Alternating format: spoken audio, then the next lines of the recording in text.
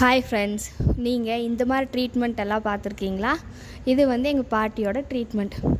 என்னென்னா, back பெயின்னா shoulder பக்கத்தில் ரொம்ப வலிக்கும். அப்புறம் ஒரு சிலர் வந்து கேஸ் ரொம்ப பிடிச்சிருச்சுன்னு சொல்லுவாங்க. ஒரு சில டைம் ரொம்ப திரும்பவே முடியல, இடுப்பெல்லாம் வலிக்குது, முதுகு வந்து அந்த தண்டுவடம் வலிக்குது, அந்த மாதிரிலாம் சொல்லுவாங்க தெரியுங்களா? நரம்பு பிடிச்சிருச்சு அந்த மாதிரிலாம். இதுக்கெல்லாம் எங்கள் பாட்டி வந்து இந்த மாதிரி உலக்கி வச்சு நல்லா அமுத்தி விடும். அவங்க வந்து பெயின் எந்த இடத்துல அதிகமாக இருக்குது அப்படின்னு கேட்டு அமுத்தி விடும். இல்லைன்னா ஒரு சில பாயிண்டில் எங்கள் பாட்டி இப்படி வச்சு அமுத்தி விடும். இது சொன்ன போனால் என்ன சொல்கிறது, இந்த அக்குபஞ்சரில் எப்படி ஒரு பாயிண்ட் பார்த்து இப்படி குத்தி விடுவாங்க, அந்த மாதிரி எங்கள் பாட்டி வந்து அந்த உலக்கையில் வச்சு நல்லா இப்படி அமுத்தி விடும். அவங்களுக்கு அந்த வலி தாங்குற அளவுக்கு இருக்கும். அவங்களுக்கு ரொம்ப வலிச்சிச்சினாலும் சொல்லலாம். இந்த ஷோல்டர்லலாம் ஏதாவது வெயிட் தூக்குனா ரொம்ப வலிக்குன்னு சொல்லுவாங்க இல்லையா, அந்த மாதிரி இதுக்கெல்லாமே எங்கள் பாட்டி இந்த மாதிரி ட்ரீட்மெண்ட் பண்ணிவிடும். எங்கள் பாட்டிக்கு வந்து ஒரு 85 வயசுக்கு மேலே ஆச்சு. ஒரு 90 இருக்குன்னு பாருங்களேன். 85க்கு மேலே அப்படி இருக்கும். ஆனால் இப்போவும் எங்கள் பாட்டி நல்லா வேலை செய்யும். இந்த மாதிரிலாம் சின்ன சின்ன விஷயமெல்லாம் ஹெல்ப் பண்ணும். அப்புறம் நாய் கடிச்சிருச்சிங்கன்னா பயப்பட தேவையில்லை. அப்போதைக்கு டக்குன்னு ஒரு ட்ரீட்மெண்ட், நீங்கள் ஹாஸ்பிட்டலே போக தேவையில்லை.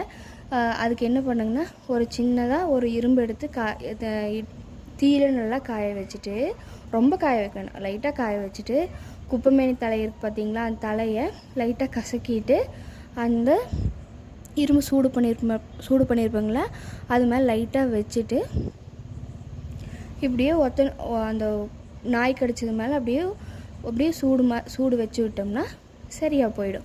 அப்புறம் அந்த தண்ணி வரும் பார்த்திங்களா, அது நல்லா புழிஞ்சோம்னா குப்பைமேனி தலையிலேருந்து தண்ணி வரும்.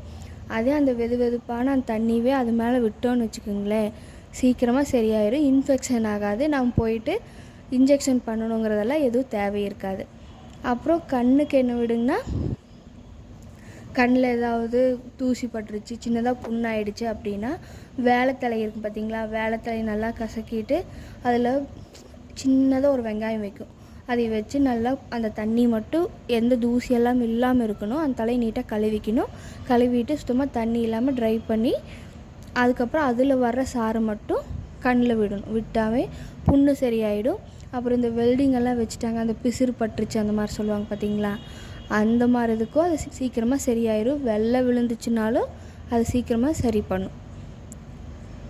எங்கள் பாட்டி இந்த மாதிரிலாம் ஹெல்ப் பண்ணும். அப்புறம் வந்துட்டு இந்த முக்கியமாக இந்த அக்கில் காலில் கையில் இருக்கிற இடத்துல வந்துட்டு கொப்பளை மாட்டம் வந்துட்டு அது சரியாகாது, ஹாஸ்பிட்டல் போனாலும் சரியாகாதுன்னு சொல்லிட்டு வருவாங்க.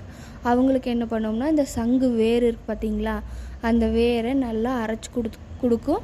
அப்போ வந்து அவங்க சாமி கும்பிட்டு, அது எப்பாவது பண்ணும்போது உங்களுக்கு நான் வீடியோ எடுத்து போடுறேன், அதையும் வந்துட்டு சாமி கும்பிட்டு அவங்களுக்கு பிடிச்ச சாமியை கும்பிட்டு அதை குடிச்சிக்கோங்கன்னு சொல்ல அந்த இதுவும் சரியாயிடும். அந்த கட்டியெல்லாம் உள்ள ஆணி மாதிரி இருக்கிறது எல்லாமே, அந்த எல்லாமே வெளியே வந்து சீக்கிரமாக சரியாயிடும்.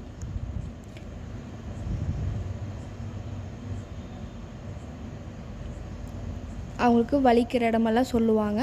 முக்கியமாக முதுகில் இந்த மாதிரி பிரச்சனை இருந்துச்சுன்னா இந்த மாதிரி அமுக்கி விட்டாவே திரும்ப பெயின் இருக்குன்னா ஒரு 3 டைம்ஸ் அப்படி பண்ணாங்கன்னா சீக்கிரமாக சரியாயிக்கும்.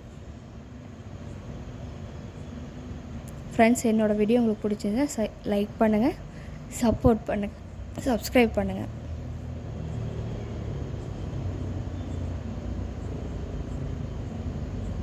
அவங்க எவ்வளோ நேரம் கேட்குறாங்களோ அவ்வளோ நேரத்துக்கு அமுத்தி விடும். தேங்க்யூ.